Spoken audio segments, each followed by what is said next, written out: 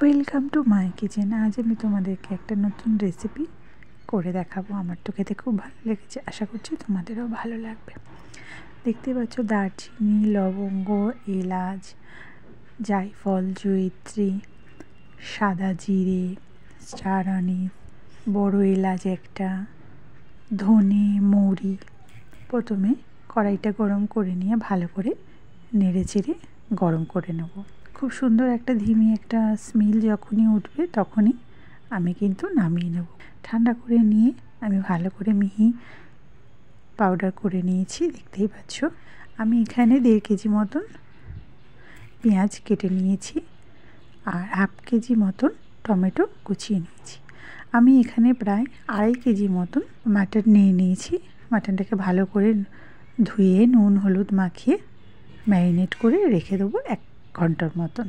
Slice করে আদা খানিকটা চিড়ে নিয়েছি আর 10-12টা মতন কাঁচা লঙ্কা নিয়ে নিয়েছি।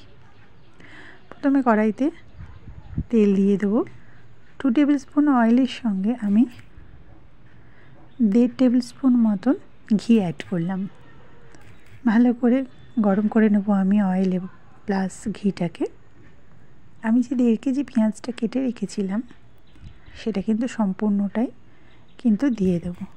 যেহেতু 2 কেজি 2.5 কেজি মটন রয়েছে সেই জন্য আমাকে কিন্তু 1.5 কেজি পেঁয়াজটা কিন্তু অ্যাড করতে হয়েছে। দেখতে পাচ্ছ পেঁয়াজের কালারটা কিন্তু অটোমেটিকলি চেঞ্জ হয়ে যাচ্ছে। এবারে আমি সামান্য পরিমাণে একটু জল অ্যাড করে দেব। আমি কিন্তু পেঁয়াজটাকে একেবারে লাল ব্রাউন করে ভাজবো না, পেঁয়াজটাকে কিন্তু আমি গলিয়ে নেব। তোমরা দেখতেই পাচ্ছ পেঁয়াজটা একেবারে নরম এবং সফট হয়ে গেছে, গলে গেছে অনেকটা প্রায়। এই পর্যায়ে আমি যে 500 গ্রাম মতন টমেটো কুচিয়ে রেখেছিলাম সেটা কিন্তু আমি অ্যাড করে দিলাম। এটা কিন্তু মিডিয়াম টু লো ফ্লেমে হবে। পরিমাণ মতন একটু লবণ আমি অ্যাড করলাম। দেখতেই পাচ্ছ একদমই গলে গেছে, টমেটোও গলে গেছে, পেঁয়াজও সম্পূর্ণ পরিমাণে গলে গেছে। আদা এবং কাঁচা লঙ্কা যে আমি পেস্ট করে রেখেছিলাম সেটা আমি এইবারে দিয়ে দেব। আমি 1 টিস্পুন মতন হলুদ অ্যাড করলাম, 1 টিস্পুন মতন লঙ্কার গুঁড়ো অ্যাড করলাম, 1 টিস্পুন মতন আমি লবণ অ্যাড করলাম। তখন সামান্য পরিমাণে লবণ অ্যাড করেছিলাম। এবারে আমি রসুন পেস্ট আমি অ্যাড করব। রসুন পেস্ট আমি প্রায় 2 টেবিল স্পুন মতন নিয়েছি। আর আদা আর কাঁচা লঙ্কা যেটা পেস্ট করেছিলাম সেটাও আমি প্রায় 2 টেবিল স্পুন মতন অ্যাড করেছি। কালারটা দেখতেই পাচ্ছ সম্পূর্ণ অন্যরকম হয়েছে, একদম রেড হয়ে গেছে। এবার দেখতেই পাচ্ছ আমি 2 টেবিল স্পুন মতন কাশ্মীরি লঙ্কার গুঁড়ো অ্যাড করলাম। এটা কিন্তু ঝাল হয় না, সম্পূর্ণ কালারের জন্যে। গুঁড়ো ভালো করে মশলাটা কষিয়ে নিচ্ছি। এইবারে একদম সামান্য পরিমাণে উষুম জল গরম আমি কিন্তু এর মধ্যে দিয়ে দিলাম। দেখতেই পাচ্ছ গ্রেভিটা কিন্তু ধীরে ধীরে কালচে লাল হয়ে যাচ্ছে। রেসিপির গ্রেভিটা একেবারে পারফেক্ট তৈরি হয়ে গেছে। এই পর্যায়ে এসে আমি কিন্তু যে মাটনটা ম্যারিনেট করে রেখে দিয়েছিলাম সেই মাটনটা কিন্তু আমি দিয়ে দেবো।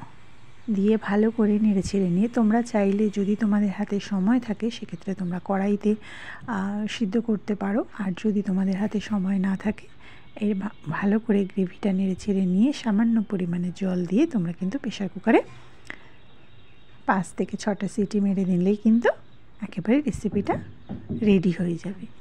দেখতে পাচ্ছ একেবারে গ্রেভিটা কিন্তু সম্পূর্ণ মাটনের গায়ে মাখা হয়ে গেছে। এই রেসিপিতে কিন্তু কোনো রকম আলু পড়ে না।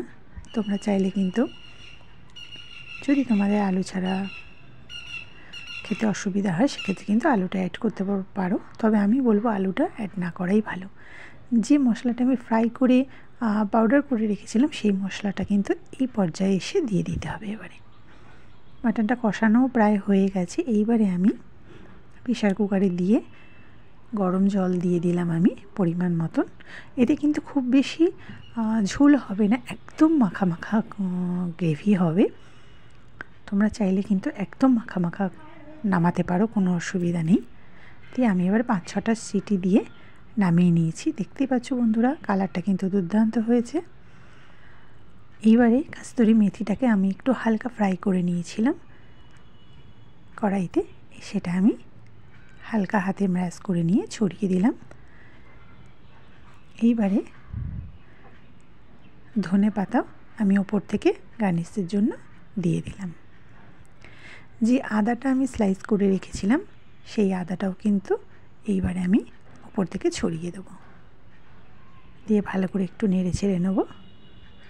দিয়েই তৈরি হয়ে গেল আমার মাটন মশলা। এইবার আমি সার্ভ করে দিলাম।